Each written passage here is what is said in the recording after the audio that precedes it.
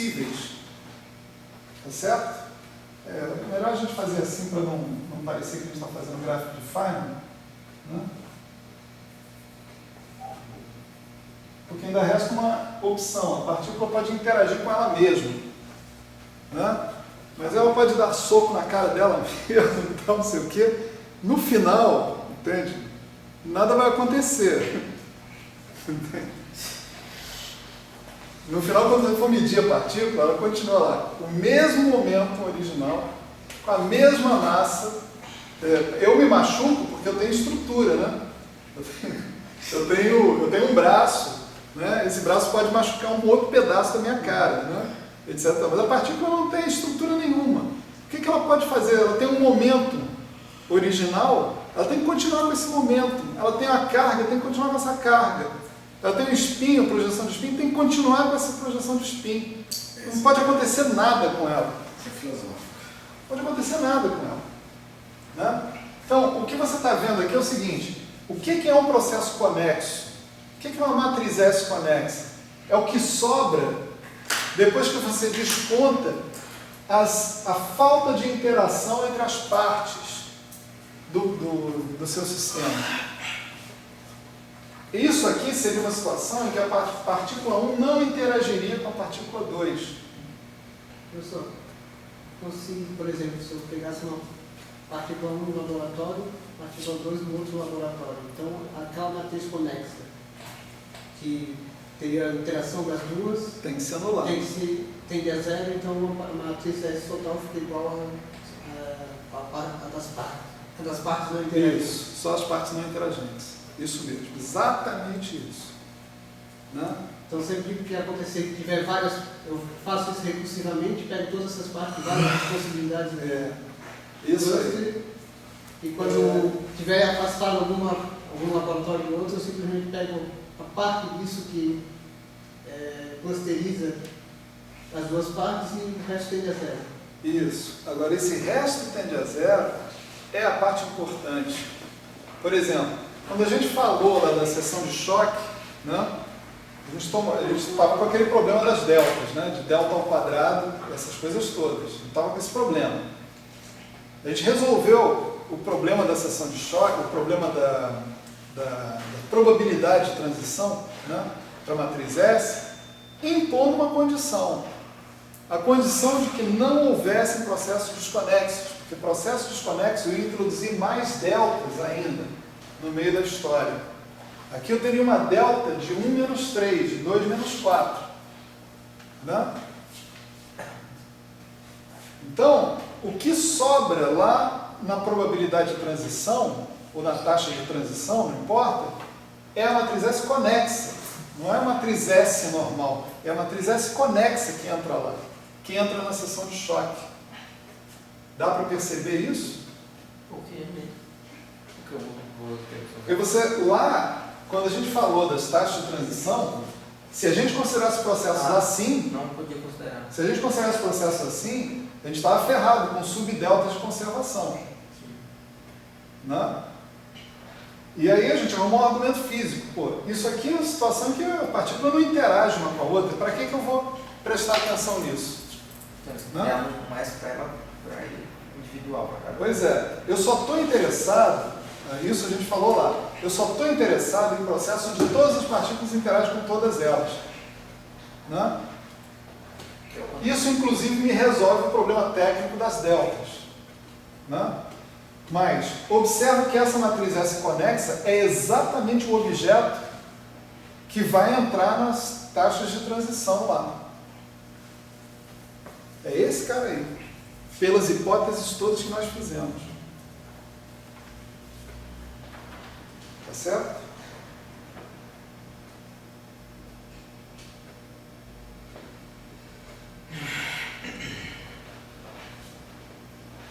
Que tal isso? Tá bem isso aí? Vamos fazer mais uma experiência aqui, né?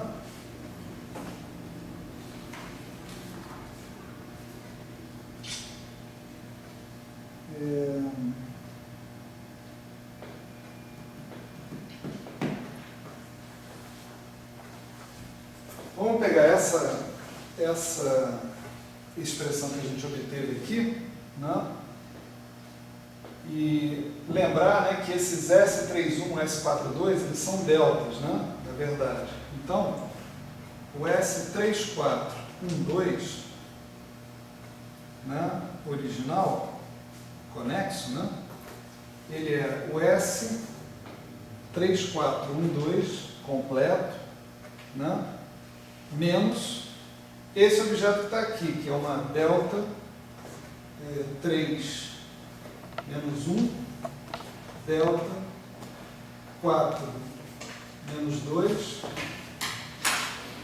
mais ou menos delta 3 menos 2, delta 4 menos 1. Não é isso? Agora, olha só o que é isso aqui. Isso daqui é exatamente o produto escalar do φ 3, 4 com φ 1, 2. Espero que eu não estou explicando a minha notação não, mas acho que está simples, né, de entender, né? Tá certo? Quem era esse S aqui? Esse S aqui é o φ 3, 4, S, φ 1, 2. Então o que a gente está obtendo aqui no final é o seguinte, é o φ 3, 4, S menos 1, φ 1, 2. Eu estou descontando a identidade do operador S. A identidade é exatamente não acontecer nada, né? Quando o operador S é igual a identidade, é porque não tem espalhamento nenhum. Tá certo? Então a matriz S conexa, ela tira essa possibilidade. No caso de um processo desse, tira essa possibilidade de não acontecer nada, né? Em outros processos, né, de ordem envolvendo mais partículas, ela vai tirar os processos parciais desconexos. Tá certo? Aquele termo φ 3, 4 e φ 1, 2. É as duas deltas? São as duas? Não, isso é o produto escalar de φ 3, 4 com φ 1, 2. φ 3, 4 agora é um estado normalizado de acordo com as propriedades de simetria, se são bósons ou são férmions. Não, mas você está dizendo que isso é igual ao quê? É tudo que está dentro da delta? Sim, Ou, tudo que está dentro do parênteses. São soma de dois produtos de delta. As duas combinações que está falando. É isso. Ou 3 com 1, 3 com 2. Isso te surpreende? Não, porque ali tem uma delta, eu estou tentando... É só uma notação, cara. Não, peraí. É, Isso a gente está falando disso desde que a gente falou de espaço de Fock. Sim. Sim. Inclusive estava Eu falei para vocês, Estava né, usando isso na aula passada. que φ 1, 2 E eu vou sentar aí do lado dele de novo. é o φ1, φ2, φ1 tensor, φ2, mais ou menos, φ2 tensor, φ1. De acordo com o fato do cara ser bóson ser férmion. 1 sobre raiz de 2. Sim. Então, quando eu normalizo isso, sabendo que esse cara, o φ1 com φ1, né, o φ1 com φ2 é delta 1 menos 2, por exemplo, quando eu normalizo isso, dá aquilo. Quando eu faço assim, ó, φ1, 2, φ3, 4, dá aquilo ali. Aqui já é o da base. É. Já é o próprio tensorial. Eu não estou escrevendo nenhuma novidade, estou escrevendo um negócio que eu escrevi há 2 aulas atrás. Eu estou usando a minha base no espaço de Fock. Tá? E a minha base no espaço de Fock é normalizada assim. Tá certo? Beleza. Espaço de Fock. Fock, não é fuck, não. Estado de Fock.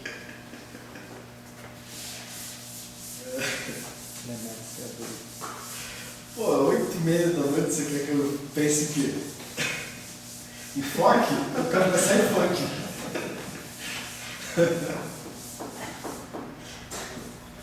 Bom,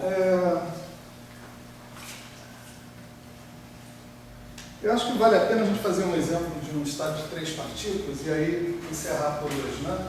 Senão a gente vai para muito tarde, os problemas de locomoção de todos aí são Bravo. Mas vamos fazer um de 3 partículas. Né? Então vamos supor que o nosso alfa agora é 1, 2, 3. Tem 3 partículas. E o beta também. 1, 2, 3. Estou pulando. O próximo caso seria 2 partículas no estado e 3 no outro. Né? Eu estou indo direto para esse que eu acho que é mais interessante. Né? Então como é que são os clusters aqui? Né? Os clusters aqui são assim. 1 sozinho, 2 sozinho, 3 sozinho. 1, 2, 3. Né? Ou uma coisa assim. 1, 2 e 3. Ou 1, 3 e 2. Ou 2, 3 e 1. Né? E, é claro, o cluster 1, 2, 3, né? Todo mundo junto. E acabou, né? O beta é a mesma coisa. 1, 2, 3 não. 4, 5, 6. Então tem 4, 5, 6, o 4, 5 e o 6, o 4, 6 e o 5 e o 5, 6 e o 4. Né? E o 4, 5, 6, né? E o 4, 5, 6. E aí o que a gente quer? A gente quer o S, 4, 5, 6, 1, 2, 3, que vai ser, em primeiro termo aqui, vai ser o S conexo, 4, 5, 6, 1, 2, 3. Essa é a situação em que todo mundo interage com todo mundo, né? Direto. Aí você vai começar a colocar as outras coisas, né?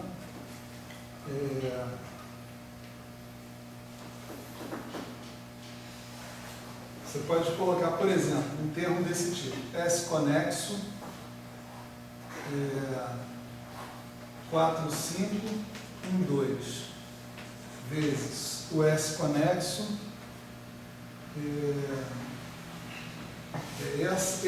essa partição com essa, né? Então S conexo 6, 3, né? Mais S conexo 4, 6, 1, 3, S conexo 5, 2, mais S conexo 5, 6,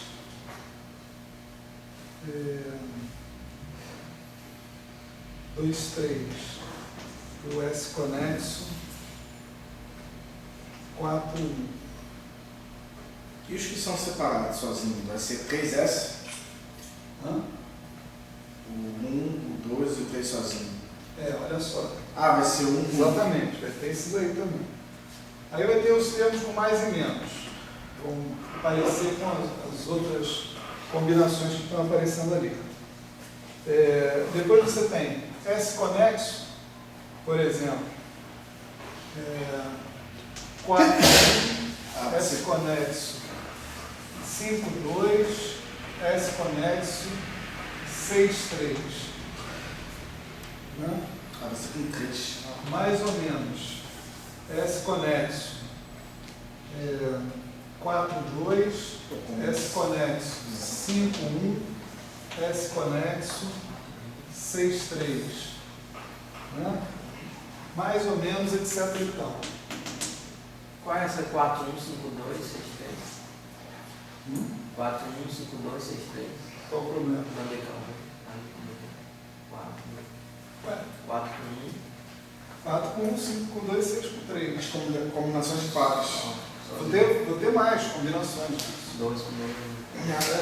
Isso aí eu não estou escrevendo todos, estou escrevendo só para ter uma ideia. Pensa que você está no forró. Você é no forró. Todo mundo dança com todo mundo. Né? Então, você vê, você ainda tem, né?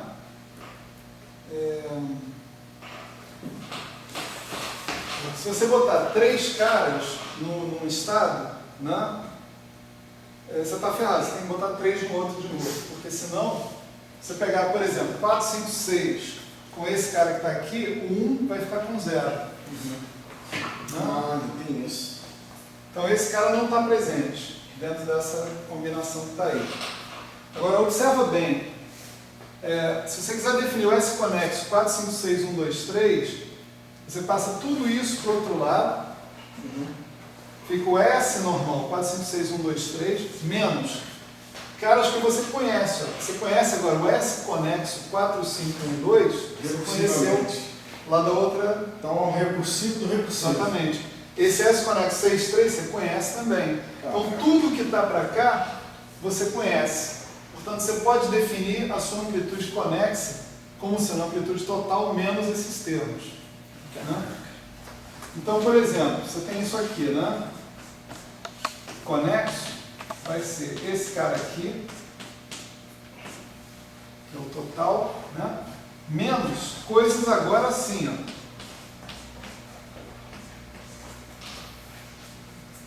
Estou simbolizando, né? Quer dizer, aqui você tem processos onde essas partículas interagem 2 a 2 e uma partícula fica sem interagir. Isso é um processo desconexo. É um processo que não interessa para as probabilidades de transição que a gente tem que calcular. É esse tipo de coisa que está sendo descontado. Aqui também está sendo descontado outras coisas assim, ó. Quer dizer, nenhuma partícula interage com ninguém. Elas passam batidas. Ali ali tem 4, né? No final das contas tem que ter 6, né? Ali tem 4. Onde tem 4? Ali tem 4, 2 com 2 e aí embaixo. Não, aqui mais 6. Mais 2. 1, 2, 3. 1, 2, 3. Sim, então, ali não é uma partícula, não interage com ninguém. Mas é um e outro, né? Ali está dizendo isso, né? Mas veja bem, aqui o momento que essa partícula tiver vai ter que ser o momento dessa. Se não for isso, essa amplitude dá 0. Que a matriz S tem que ser proporcional a essa dela. Né? Então não houve interação nenhuma. Aqui não, essa daqui não houve. Há uma interação aqui entre as 4, mas para você estudar essa interação, é melhor você estudar o S conexo original. Então você está dizendo que aquela partícula que entra e a partícula que sai é a mesma partícula. Então, sim. Como se fosse, digamos que o lembro dela seja da partícula 3. 2 vezes a partícula 3. 3 e 3. A gente expressa isso botando uma delta, mas é isso que está acontecendo. Certo? Bom, tempo ruge, né? Desculpem pela aula menor, né? Talvez, porque eu cheguei num ponto na aula das 4h30 que eu não podia parar. Aí eu tive que roubar 15 minutos, aí depois roubei 15 minutos dessa aula para conseguir preparar essa aula. Não, mas aí na aula que vem eu acho que a gente consegue terminar esse capítulo. Certo? Jogo rápido. Valeu.